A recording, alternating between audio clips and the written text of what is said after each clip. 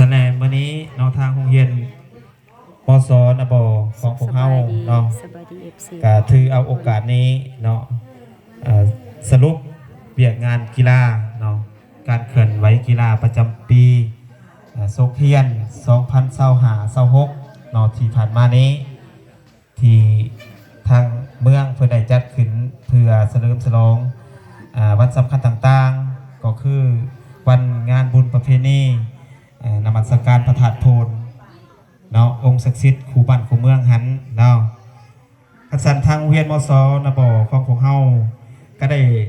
เข้าขบวนห่วงขบวนการเนาะตั้งแต่วันที่23เดือน12จนหอดวันที่31เดือนมังกรเนาะก็คือเดือน1จังได้สำเร็จภาคบุคคลเนาะขันสันไล่สื่ออาณาข้าพเจ้าขออนุญาตเนาะผ่านรายสื่อผู้สนับสนุนเนาะดังนี้เนาะนี่เนาะทานสังคมเนาะเจ๊ป้อมวงสีเขาใหญ่น้องล้าน500,000 กีบเนาะและกระทานที่2เนาะผู้สนับสนุนรัก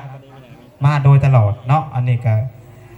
คือทานเฮียวิทูลเจบุ้มเนาะเพิ่นมีอยู่ในนี่เนาะเพิ่นให้ค่าสปอนเซอร์ค่าน้ำมันอยู่ 4,000 บาทเนาะเราถือว่าก็เป็นผู้สนับสนุนรักแล้วเนาะแล้วก็ผู้ที่3เนาะผู้ต่อมาก็คือทั้งห้านเฮียคงเนาะเจดอมขายเครื่องครบวงจรเนาะเพิ่นก็ให้มาเป็นวัตถุเนาะเป็นสปอนเซอร์น้ำดื่มเนาะมูลค่าก็รวมๆแล้วก็กว่า 1,500 บาทเนาะอันนี้นะและผู้ต่อมาเนี่ยก็แมนทั้ง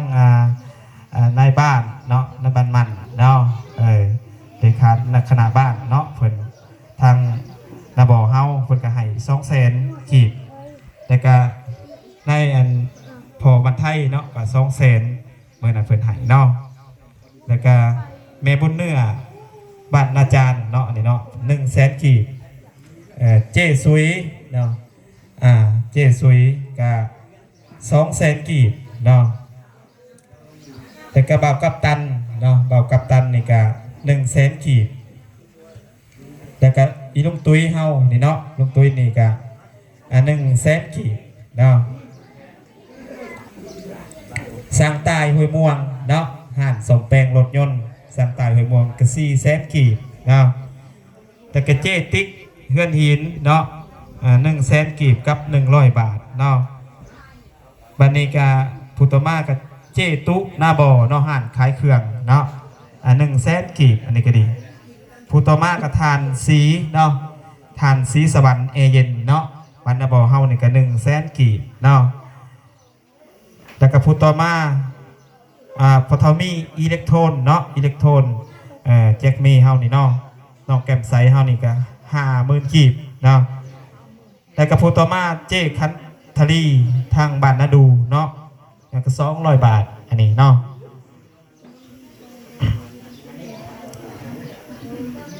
ถือว่าร่วมไล่หับทั้งหมดนี่เนาะจากผู้อุปถัมภ์เนาะก็มีจำนวนอยู่3,150,000 กีบเนาะ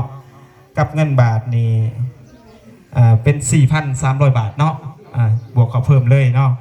เป็น 4,300 บาทบัดนี้รายหับจากรายหับจากเงินรางวัลกีฬาแต่ละประเภทเนาะบัดนี้เนาะเขาได้รายหับในไรบัดนี้เนาะรายหับในกระแมนกระต้อไส้นี่เขาได้1 ขันรางวัลเนาะ1 ถ้วยรางวัลมีรางวัลอยู่400,000 กีบเนาะขัน1 หน่วยบ้านเตยิ่งก็ได้รางวัลชนะเลิศเนาะรางวัลที่1มีเงินรางวัลอยู่1,000,000 กีบกับขันอีก1 หน่วยเนาะปานีแลน100 เมตรยิงเนาะแลน100 เมตรยิงนี่ก็ได้รางวัลชนะเลิศเนาะได้ที่1มีเงินรางวัลอยู่400,000 กีบ กับขันอีก1 หน่วยเนาะบ้านทรงยิ่งบ้านทรงยิ่งอันนี้ได้รางวัลห้องชนะเลิศก็คือได้ที่2เนาะได้เงินรางวัลอยู่400,000 กีบเนาะบ่มีขันอันนี้เนาะแลนทรายแลน100 เมตรทรายเนาะก็ได้ห้องชนะเลิศได้ที่2มีเงินรางวัลอยู่300,000 กีบเนาะบาสเตะทรายก็ได้อันดับที่3เนาะมีเงินรางวัลอยู่400,000 กีบเปตังยิงได้อันดับที่4เนาะมีเงินรางวัลอยู่100,000 กีบเนาะรวมแล้วรางวัลทั้งหมดเนาะที่เฮาญาติมาได้แมนมีจำนวนอยู่3 ล้านกีบเนาะ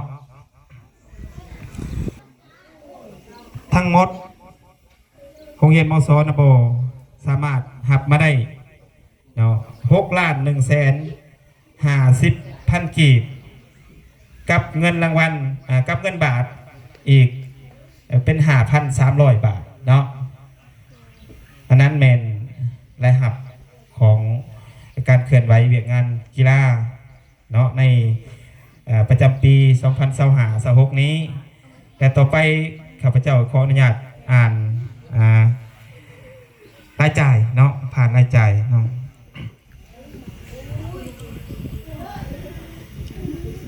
รายจ่ายทั้งหมด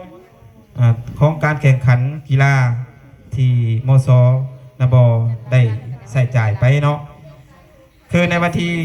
23 เดือน 12 2025เนาะจันเทกทวัดไส้ไปรวมเบียกกีฬา100,000 กีบค่าน้ำมันเนาะ280,000 กีบวันที่8 เดือน 1 2026นำพานักเรียนไปแข่งขันกีฬาเสน้ำมันลด 200,000 กีบวันที่9 เดือน 1 2026นำพานักกีฬาไปแข่งขัน275,000 กีบวันที่14 เดือน 1 2026นำพานักเรียนไปแข่งขันกีฬา250,000กลับมาหอดเรือนหอดซ่านแล้วเด้อหลังจากที่ไปนั่งฟังอาจารย์เขียวสวรรค์เป็นสรุปเวียกงานผลงานกีฬาอยู่โรงเรียนขอบอกขอบใจหลายๆเนาะที่เป็นเซินไปห่วมกินข้าวเที่ยงแล้วก็มาเข้าสู่เวียกงานสิซ่อมกางเกงเจ้าของได้อันนี้งานซ่อมเอาสักก่อนมันหลายตัวยางตาย1 ตัว2 ตัวอันนี้ก็ขับแอลขยายแอลออกตัดขาโดยงานซ่อมกองอยู่โอโยอะเนี่ยมากระซ่อมแล้วตัว1นางดาวเอามื่อล่ะอากาศก็ร้อนแห้งอากาศบ่ธรรมดาตอนเช้าหนาวตื่นมาตอนแรงตอนสวยร้อนเคี่ยวเวียกเคี่ยงงานอันนี้เดี๋ยวหมูมาก่อนจะสิหาวิธีเอาออกก่อนใหม่มันหนักเนาะบ่ย่อผู้เดียวจังในเส้นสิตึงมีหมูมาสักก่อนจังสิหาเขาหยุกออกซอยกำลังคิดอยู่สิปล่อยไว้โล่งๆแห้งๆกระเดะกระเด็นกะเบิ่งกับมันบ่สุ่มในตาเนาะเดี๋ยวสิหาแนวมาปลูกบ่คิดอยู่ไปข้าวเดียวบ่โดนไก่นะซะ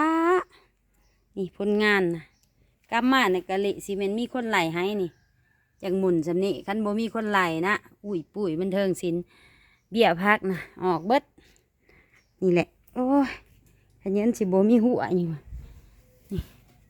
หมุนอุ้ยปุ้ยพักค่อยเอาคลิปนี้จบไว้สำนี้ก่อนเด้อพี่น้องเด้อพอกันคลิปหน้าขอบใจทุกท่านทุกคนที่ติดตามสุขดีมีความสุขเด้อทุกท่านทุกคน